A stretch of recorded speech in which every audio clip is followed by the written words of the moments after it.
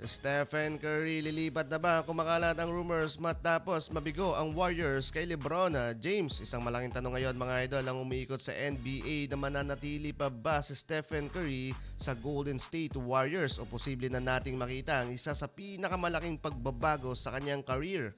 Well, 38 years old na din mga idol si Stephen Curry simula nang madraft siya ng Golden State Warriors noong 2009 at mahigit magdadalawang dekada na siya doon. And never mga idol nakitang nagsuot siya ng jersey sa ibang NBA team. Kaya malaking pagbabago talaga ito sa greatest shooter of all time. Sa loob ng halos dalawang dekada, si Stephen Curry mga idol ang naging mukha ng Golden State Warriors kasama ang franchise na kamit niya ang maraming pagkapanalo at naging malaking bahagi ng isang dynasty na nagbago sa mundo ng basketball. Kaya naman kapag may lumabas na balita tungkol sa posibilidad na aalis etong si Curry sa Warriors, agad itong nagiging malaking usapan sa buong NBA at ngayon muling umiinit na naman ang usapan tungkol sa kanyang future. Nagsimula ang lahat matapos ang malaking off-season pursuit ng Warriors kay LeBron James. Matagal nang pinag-uusapan ang posibilidad na magsama sa isang team ang dalawang superstar at isa sa mga pinaka-iconic na rivalry sa NBA. Kaya naman marami ang umaasa na maaaring mangyari isang blockbuster partnership sa Golden State Warriors, pero hindi iyon nangyari. Sa halip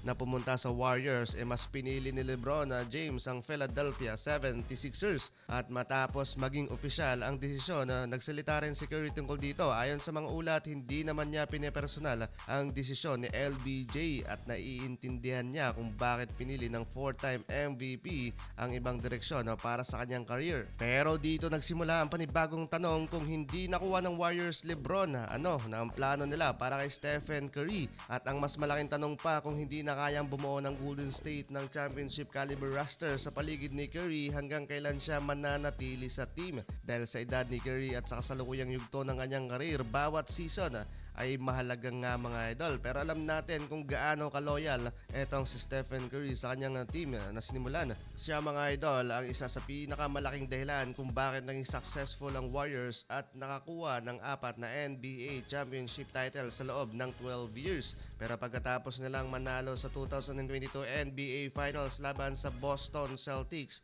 hindi na naging kasing lakas ng dati ang Warriors. Ngayon pa man, patuloy pa rin sinasabi ni Curry na gusto niyang maglaro hanggat kaya pa niya. Sa edad na 38 years old, papalapit na din siya mga idol sa pinakadulo ng kanyang karera sa basketball. Pero sa opinion ko lang, hindi basta-basta aalis ang greatest shooter of all time sa Warriors with currently 17 season na niya sa team. Kabilang na siya mga idol sa mga former NBA player na na-draft or na-trade, pero halos entirely ng kanilang naging career ginugol na nila sa nag-iisang team o hindi kailanman naglaro pa sa ibang NBA team. Sa madaling salita mga idol, maaaring dito na sa Golden State Warriors magretiro ang greatest shooter of all time.